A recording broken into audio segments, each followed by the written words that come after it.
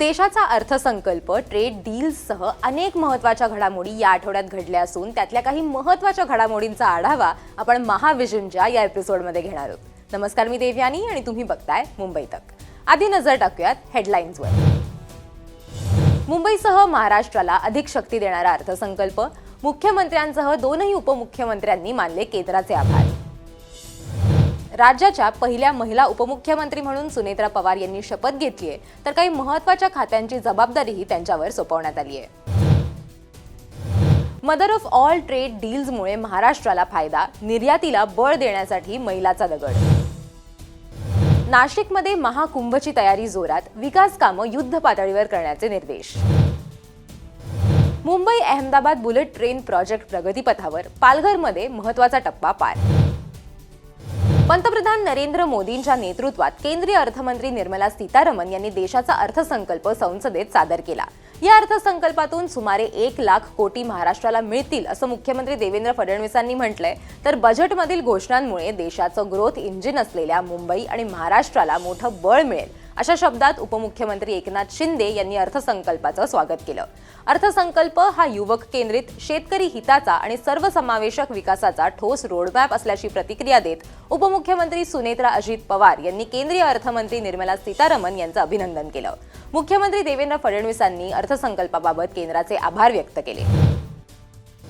आपण जी काही तिसऱ्या अर्थव्यवस्थेकडे वेगवान वाटचाल करतो त्याचं प्रतिबिंब या अर्थसंकल्पात आपल्याला पाहायला मिळतंय। 7% ग्रोथ रेट, जगामध्ये सर्वाधिक वेगाने विकसित होणारी अर्थव्यवस्था पुन्हा एकदा भारत प्रस्थापित झालेला आहे 7% ग्रोथ रेटमुळे। आणि हे सगळं करत असताना वित्तीय तूट ही 4.5% आत आणण्यात पुन्हा एकदा अर्थमंत्र्यांना यश मिळालेलं आहे। अर्थसंकल्पामध्ये महाराष्ट्राच्या ग्रामीण भागासह शहरांसाठी भरीव घोषणा करण्यात आल्या आहेत, त्यामुळे आनंद व्यक्त केला जातोय। राज्याच्या पहिल्या उपमुख्यमंत्री म्हणून सुनेत्रा पवार यांनी शपथ घेतली। राज्यपाल आचार्य देवव्रत यांनी सुनेत्रा पवार यांना उपमुख्यमंत्री पदाची आणि गोपनीयतेची शपथ दिली। या शपथविधी सोहळ्याला मुख्यमंत्री देवेंद्र फडणवीस, उपमुख्यमंत्री एकनाथ शिंदेंसह मंत्रिमंडळ उपस्थित होतं। दरम्यान सुनेत्रा पवार यांच्याकडे राज्य उत्पादन शुल्क, क्रीडा आणि युवा आणि अल्पसंख्याक विकास खात्याची जबाबदारी सोपवण्यात आली आहे। शिवाय पुणे आणि बीड जिल्ह्याच्या पालकमंत्री म्हणून देखील त्या काम पाहतील। सध्या एका डीलची खूप चर्चा होतीये, मदर ऑफ ऑल डील्स असं सुद्धा म्हटलं जातंय। भारत युरोपियन युनियन मुक्त व्यापार करार हा खऱ्या अर्थानं mother of all trade deals ठरलाय। पंतप्रधान मोदी आणि केंद्रीय मंत्री पियुष गोयल यांच्या उपस्थितीत हा करार झालाय, ज्याचा महाराष्ट्राला फायदा होणार आहे। 6.41 लाख कोटींच्या निर्यातीला चालना देणारा हा करार महाराष्ट्रातील कापड, औषध निर्मिती, ऑटोमोबाईल आणि कृषी क्षेत्रातील वेगवान निर्यातीला बळ देण्यासाठी मैलाचा दगड ठरणार आहे। महाराष्ट्राला या डीलचा खूप फायदा आहे। यामुळे महाराष्ट्रामध्ये नवीन जॉब ऑपॉर्च्युनिटीज तयार होतील, आमच्या उद्योगांना एक्सपांड करता येईल, नवीन गुंतवणूक येईल आणि प्रचंड मोठा फायदा हा महाराष्ट्राला देखील होणार आहे।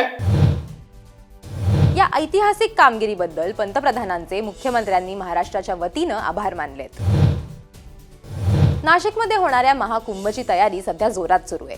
याच पार्श्वभूमीवर त्र्यंबकेश्वर इथे सर्व आखाड्यांमध्ये सुरू करण्यात येणाऱ्या विविध विकास कामांचं भूमिपूजन आणि त्यांचा शुभारंभ करण्यात आलाय। महाकुंभच्या यशस्वी आयोजनासाठी आखाडे, महंत, साधू संत यांची भूमिका ही अत्यंत महत्त्वाची असून त्यांच्या सुविधांसाठी दर्जेदार व टिकाऊ पायाभूत सुविधा निर्माण करण्यासाठी शासन हे जोरदार प्रयत्न करत आहे।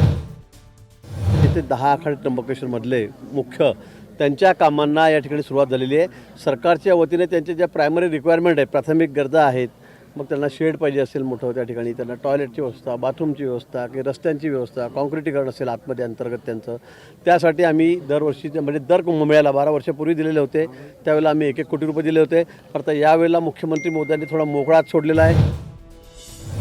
संपूर्ण देश विदेशातून या महाकुंभसाठी भक्तांची मांदियाळी येणार असल्यानं महाराष्ट्र सरकार सूक्ष्म पद्धतीनं नियोजन करत असल्याचं आपल्याला दिसून येतं।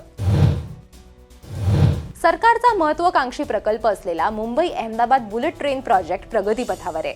यातलं एक महत्त्वाचं काम पूर्ण झालंय। पालघर जिल्ह्यातील डहाणू तालुक्यातील आंबेसरी इथे टनलचं काम 12 महिन्यात पूर्ण झालंय. हा बोगदा 454 मीटर लांब आणि 14.4 मीटर रुंद आहे. अप व डाऊन ट्रॅकसाठी हा टनल बांधण्यात आला असून पालघर जिल्ह्यात एकूण 7 माउंट टनल उभारण्यात येणार आहेत. महाराष्ट्र सरकार आणि मुख्यमंत्री फडणवीस या प्रकल्पावर विशेष लक्ष ठेवून आहेत. हा प्रकल्प पूर्ण झाल्यावर मुंबई आणि अहमदाबादमधील अंतर हे अवघ्या 2 तासात कापलं जाणार असून प्रवाशांना विमानासारखा आरामदायी आणि सुरक्षित प्रवास अनुभवता येणार आहे. तुर्तास महाविजनच्या व्हिडिओमध्ये इथेच थांबतोय. आपल्याला याबाबत काय वाटतं ते आम्हाला कमेंट बॉक्समध्ये नक्की सांगा आणि मुंबई तकला सबस्क्राईब करायला विसरू नका. धन्यवाद.